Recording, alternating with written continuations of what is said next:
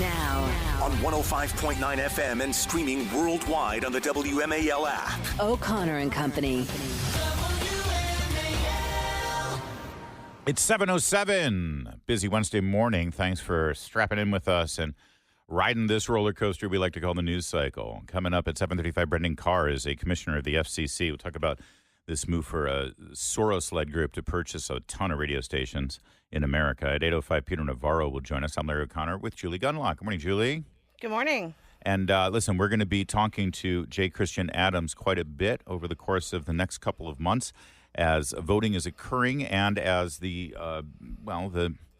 let's say, quixotic nature of our election process in this country from state to state sort of unfolds before our eyes. It can be confusing and it can be frustrating, and there can be a lot of misinformation out there. But we go to the source here. J. Christian Adams, president of the Public Interest Legal Foundation, who worked in the Justice Department specifically with regard to elections and voting rights. Christian, thanks for joining us, sir. Thank you for having me, Larry. Where to begin? Let's start. First, there's a lot of news right now about some new provisions with regard to hand counting ballots at polling places. Georgia's doing this. I think that Arizona's doing it. They make a distinction between counting ballots versus counting votes. I'd love for you to explain that difference. And also, why is this a necessary step in terms of having an audit from those who check in to vote and against those who actually use their machine to mark their ballot? Yeah, the law is what we ought to be following here, the statute, the democratically agreed upon rules. And I'm not sure in those places that hand counting complies with that. That's to be determined, I suppose. I think, at least in Georgia, I know it was the Board of Elections who made this determination. Whether they're empowered in the state of Georgia, I'm not sure. Yeah, and let's be clear. Hand counting by humans of paper ballots to figure out who won is the absolute worst way to run an election. I know some people will disagree with that, but when I was at DOJ, I used to watch the counters change votes. And, this is what Idi Amin in Uganda used to like, is hand-counted paper ballots. And so, you have systems in place to speed the process along. We also want to get it done quickly. We don't want to learn 5 weeks later who won the election in Georgia. Right. So, there's downsides to hand counting ballots. Isn't it the case in this circumstance, though? They're not actually counting to say, okay, there's this many for Trump, this many for Harris, et cetera. It's just the gross number of ballots, because there's been discrepancies between the actual ballots versus what the machine says there should be.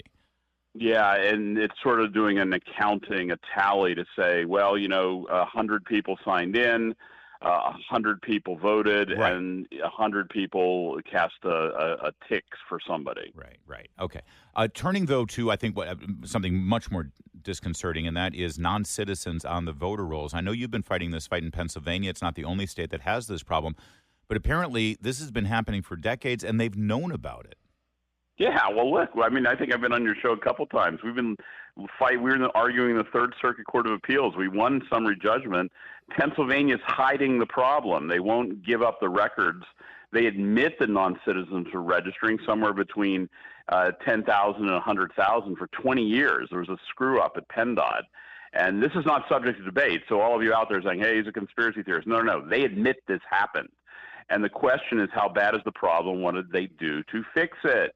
And Pennsylvania's hiding the ball, and we still don't have clarity. Hopefully the Third Circuit will rule and affirm our win down below in federal court, and we'll get the answers to how bad it is. But we know it's happening. We've published reports. You can go to our webpage. Stealing the vote, like the Steelers, 3-0 Steelers. You can read the actual letters from aliens saying, please take me off the rolls. I didn't know I was not allowed to register. So this is not a myth like CNN likes to say. It's real. We're also hearing reports, and I'd love to hear your thoughts on this, of the House GOP has identified that the Department of Veterans Affairs is now partnering with third-party partners who then go into these veterans hospitals and clinics in battleground states to register only Democrats, by the way. And even out of Loudoun County recently, there was a story that teachers are handing out registration cards to 18-year-olds saying, you should vote, but you should register and you should only vote this way. I mean, what is, particularly with the Veterans Affairs, what is going on there? Well, look, facts matter, and we need to be sure that they're actually saying only vote Democrat. I haven't seen those facts. But look, there's parts of the federal law that mandate voter registration activities in certain federal offices, military recruitment offices, for example. That has to be a voter recruitment center anywhere you go to sign up for the Navy or whatever service. So that's in federal law. And so we shouldn't be shocked when people are actually trying to register people to vote in those places, because that's the law. In other places, it might be more questionable. If you're walking into a nursing home and holding the hand to sign the form, that's a different matter. So, but the facts matter in this situation. We have to actually know what is actually happening. We're speaking with J. Christian Adams. And Christian, last week, the Frederick Board of Aldermen, Frederick County, voted 4-1 to allow non-citizens to vote in local elections, which I suppose legally they can do that.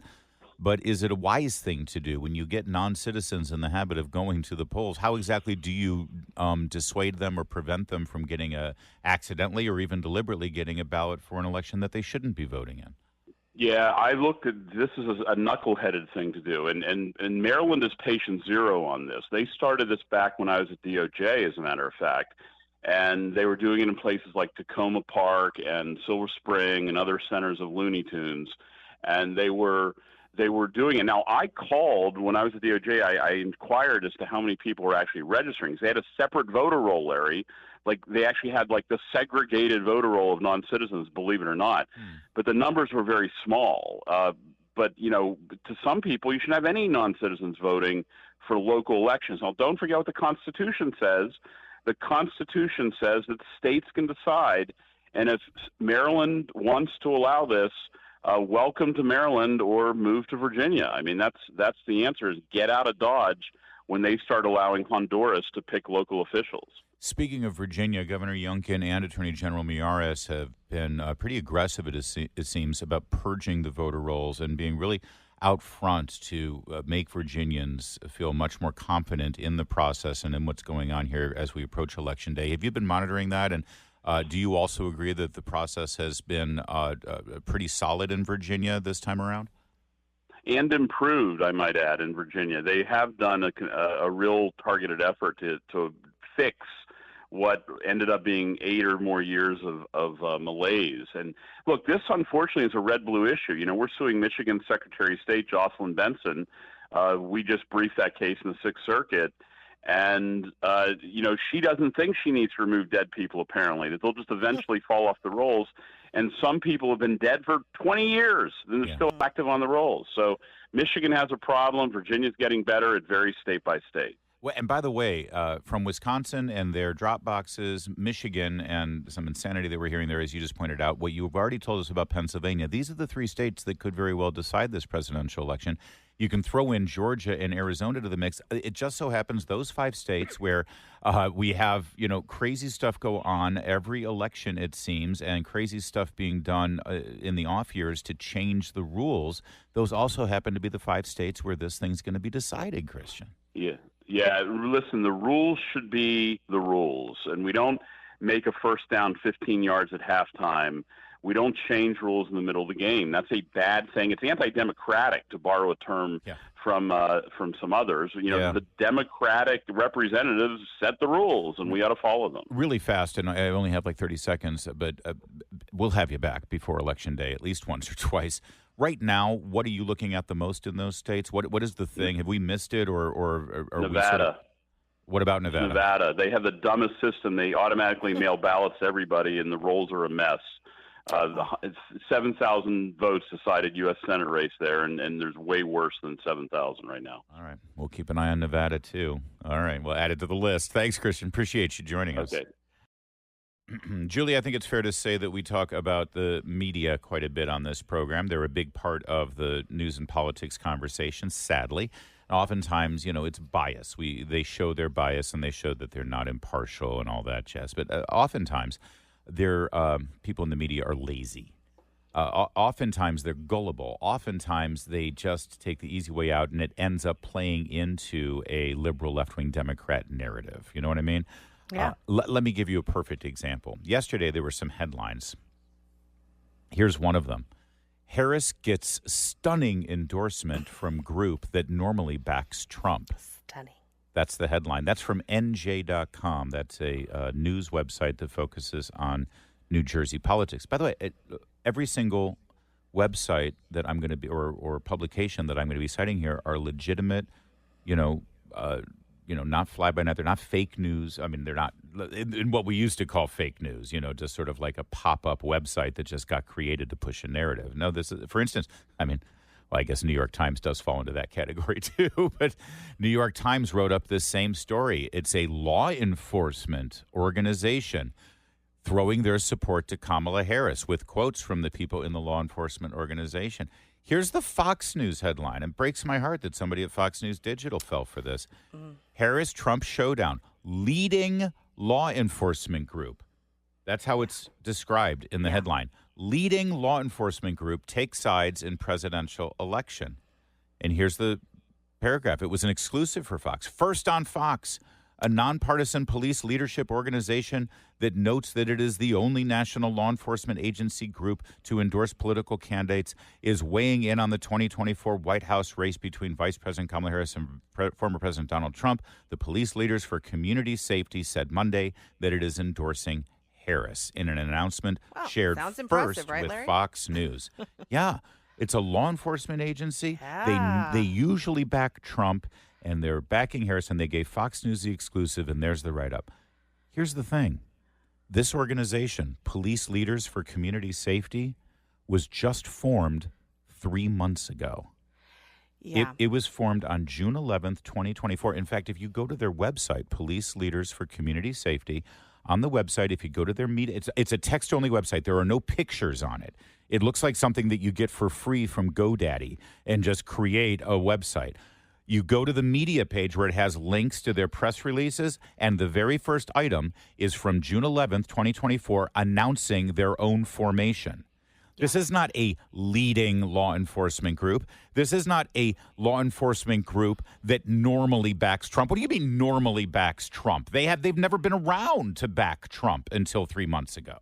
Well, you noticed also, Larry, in the headlines this week was this new study that came out that showed crime was down. And you had all of the regular folks, Pete Buttigieg, others, Chris Murphy, all of them saying, look, crime's down, according to this new study, crime's down. Well, if you actually looked at that study, it didn't include some of the major cities that have seen some pretty violent crime increase, like Los Angeles and New Orleans. Right. That's just one example. They don't report. They don't report. They don't report them. Yeah. So of course crime is down.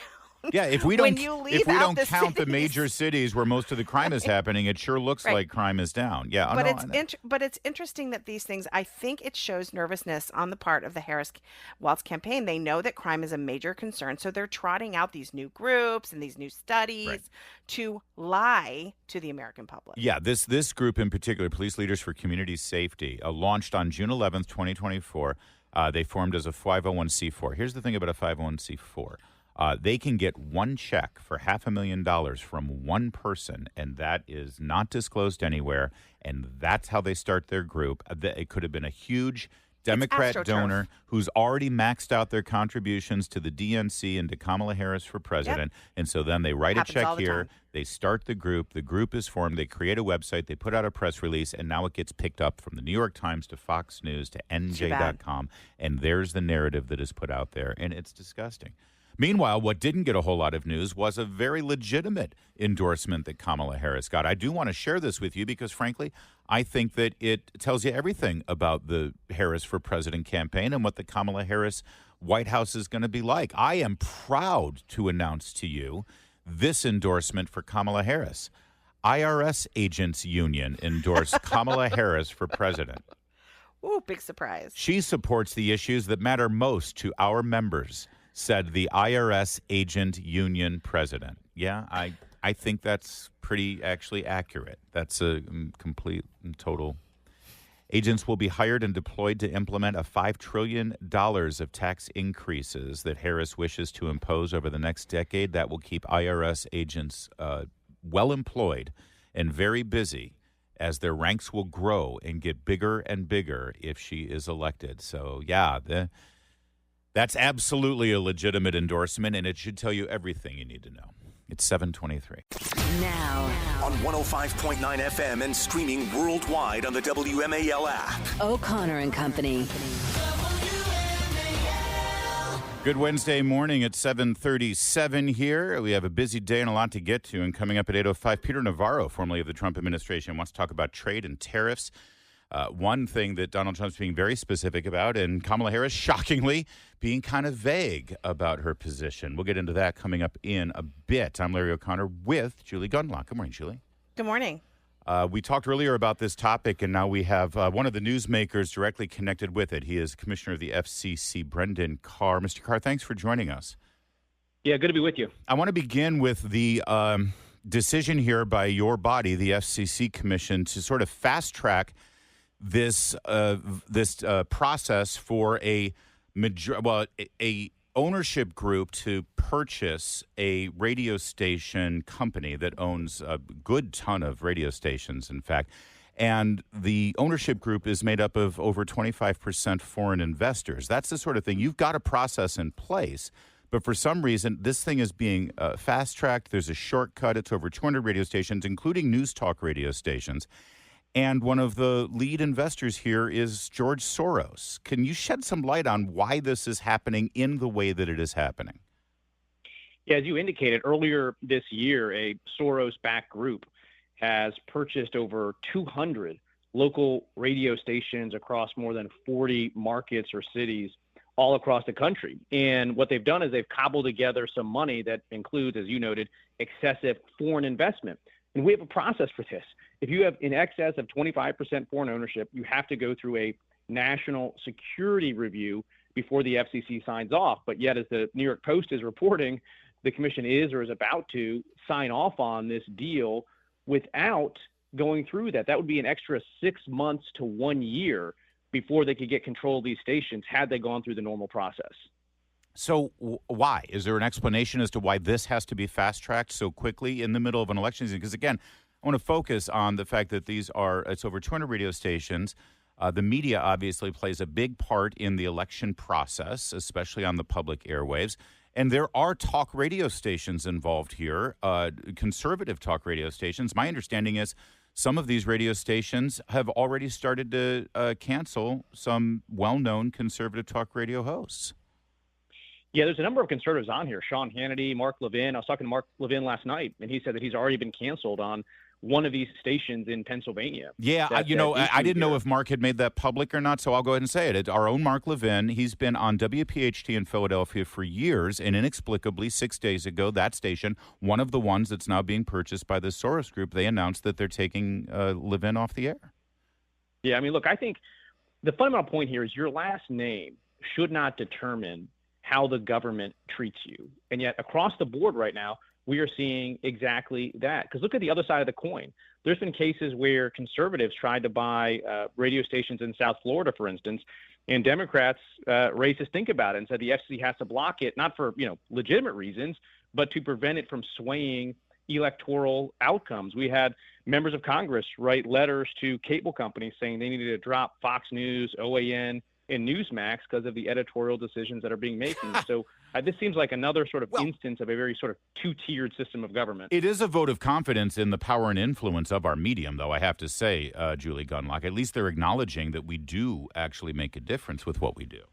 Commissioner, it is being reported that you are the one really sounding the alarm over this. Are there any of your fellow commissioners? I believe there are 5 commissioners. Have any of them expressed concern about this?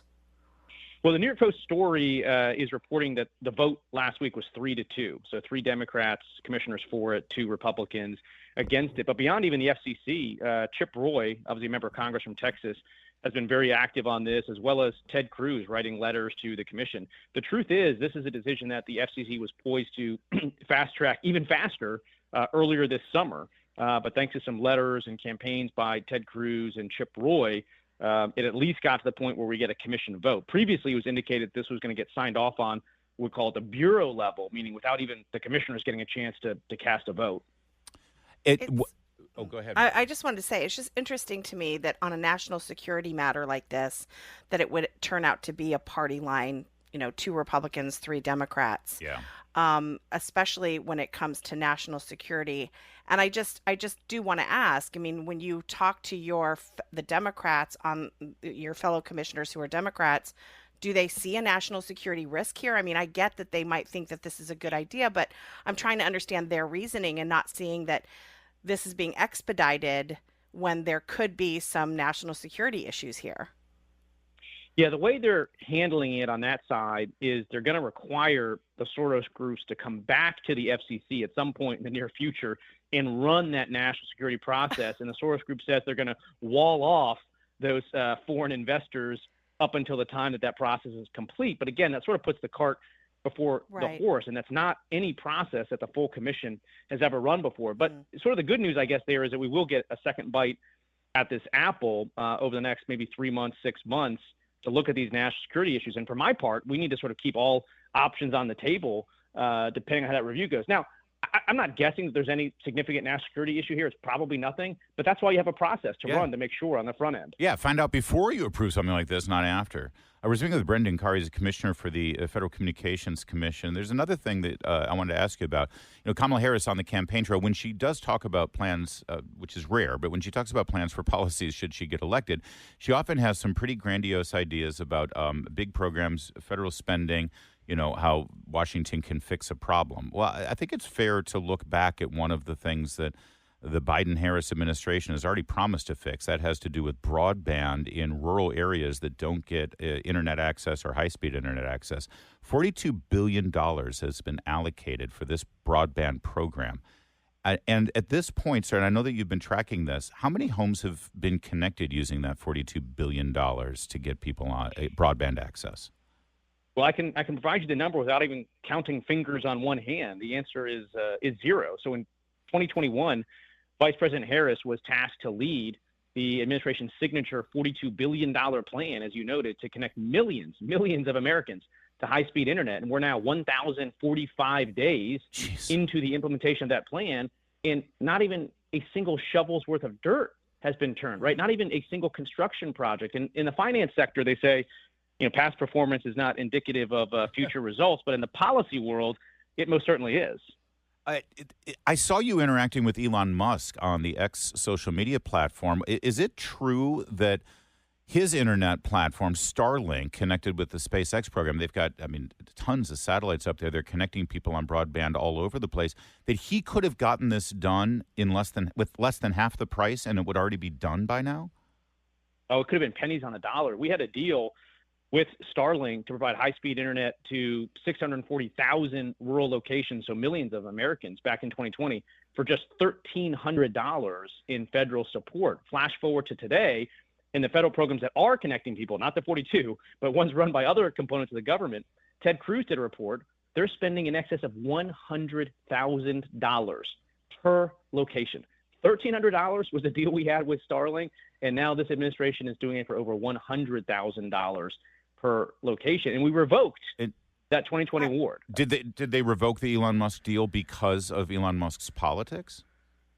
That's my view. I think this is all downstream from when President Biden stood at the White House podium and said Elon Musk is worth being looked at. As soon as he did that, that was a green light to the alphabet soup of administrative agencies to go after him, and we've seen it: the FCC, the FAA, the DOJ, SDNY, Fish and Wildlife Services, all the way down the line.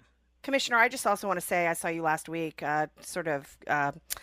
well, I wouldn't say having a conversation with Representative Jasmine Crockett. And I have to tell you, I actually tweeted about it. I said you have superhuman patience. I was very impressed with your ability to stay composed with her rather insulting questions. So well done. Well done there. I appreciate it. I did have fun with that. I enjoyed it. And it's part of your job. Hey, you got to put up with me on a regular basis, too, Commissioner Carr. Right. So. By the way, it's also worth noting the person overseeing that Broadband Equity Access and Deployment Program, the BEAD program. Yes, you're right. Kamala Harris was the point person at the White House. But the person overseeing it through the Department of Commerce, Commerce was the was April McLean Delaney. She was the Deputy Assistant Secretary for Communications and Information. $42 billion. Not one person over the course of the last 3 years has been signed up for broadband through this expensive federal program. April McLean Delaney now running for Congress in the 6th District of Maryland. It's unbelievable how they all just sort of overlap, isn't it, Commissioner Carr? Yeah, we got to turn things around. Look, we got to get rid of the DEI requirements that have been larded into this program. There's preference for government-run networks. There's a climate change agenda. So rather than just connecting people, this $42 billion program, so far all it's done is create government jobs and adopt, a progressive wish list of policy goals. It is something Biden talks about this all the time. He always talks about the poor black family who has to sit in the parking lot of McDonald's so that their kids can get on the internet. And it's like, okay, so here's $42 billion. Let's get them on the internet. Well, let's talk about climate change first. And let's make sure we spend because they're spending the money, right? They're just not doing anything with it. But they're spending the money. They got staff. They got a ton of money spent. Yeah, most of the money is still there. $20 billion of the $42 billion has gone to the states, sort of for pre-planning and other sort of purposes. So again, we can repurpose a lot of this funds, but yeah, so far the only spending has been on government jobs. There you go. All right, we'll leave it there. Thank you so much. Great stuff on two very important topics, Commissioner Carr. Thanks much. It's 7:47. Headlines, analysis, perspective. News Talk 105.9 WMAL. Making sense of the news. Peter Navarro is going to join us coming up at 8:05. He's very motivated to try to steer the Trump administration, should Trump win in November, into a robust America First manufacturing policy. Donald Trump echoing those ideas on the trail yesterday in Georgia at a rally. Here is the deal that I will be offering to every major company and manufacturer on earth. I will give you the lowest taxes, the lowest energy costs, the lowest regulatory burden, and free access to the best and biggest market on the planet, but only if you make your product here in America. It all goes away if you don't make your product here. And hire American workers for the job. That sounds like a deal worth taking, unless the cheap slave labor that you get in other countries offset it. Well, that's the crux of it, and we'll talk to Peter Navarro coming up at 8:05. It's 7:53.